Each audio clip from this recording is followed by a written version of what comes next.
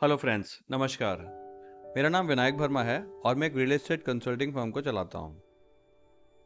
इस वीडियो में हम बात करेंगे, आप जब कभी अपनी प्रॉपर्टी को बेच रहे होते हैं और एक नई प्रॉपर्टी में शिफ्ट हो रहे होते हैं, जो कि 3 से 4 महीने में डिलीवरी पीरियड हो या 6 महीने का डिलीवरी पीरियड हो, और आप अपनी जो ओरिजिनल प्रॉपर्टी जिसको आप बेच के यहाँ पे इन्वेस्ट करना चाह रहे हैं, जहाँ पे रहने के लिए, तो जो एक गैप होता है उसमें आप एक नया घर ढूंढते हैं जहाँ पे फॉर द टाइमिंग आप 3 4 5 महीने के लिए रह सकें। तो बहुत बार ऐसा होता है कि जो नया पर्सन है जो आपकी ओरिजिनल प्रॉपर्टी को खरीद रहा है वो एक इन्वेस्टर है, मतलब उसको प्रॉपर्टी खरीद के रेंट पे ही चढ़ानी है। तो आप क्या कर सकते हैं, जब किसी को प्रॉपर्टी बेचते हैं तो आप बोल सकते हैं कि क्या ऐसा पॉसिबल है कि मैं 3 4 महीने या 5 महीने या 6 महीने या 7 महीने इस प्रॉपर्टी में रह सकूं और इसका मैं आपको एक रीजनेबल रेंट भी पे कर दूं। बहुत बार लोग क्या होते हैं, ये चीज़ पूछते ही नहीं है क्योंकि उनको लगता है कि वो प्रॉपर्टी बेच रहे हैं, अब उनको पैसा आ जाएगा, नई प्रॉपर्टी में इन्वेस्ट करके वहाँ पे रहेंगे, और जो बीच का गैप पीरियड है वो कहीं और रह लेंगे थोड़ा सा रेंट दे के।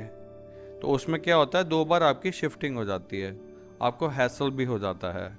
अगर आपका जो ओरिजिनल प्रॉपर्टी आप बेच रहे हैं, अगर आप अपने बायर से, अगर वो प्योर इन्वेस्टर है, अगर आप ये पॉइंट रखें तो हो सकता है कि वो आपको इस पॉइंट पे अग्री कर जाए।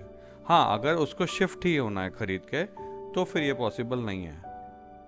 ये पॉइंट मैं इसलिए बता रहा हूँ क्योंकि बहुत बार हमने देखा है कि ऐसा हुआ है और बाद में अगर पता चलता है तो वो बोलते हैं कि अच्छा ऐसे भी हो सकता है क्या, हमने तो प्रॉपर्टी बेच दी और हमने कभी सोचा नहीं था कि वो हमें ही रेंट पे दे सकते हैं, तो क्यों नहीं हो सकता।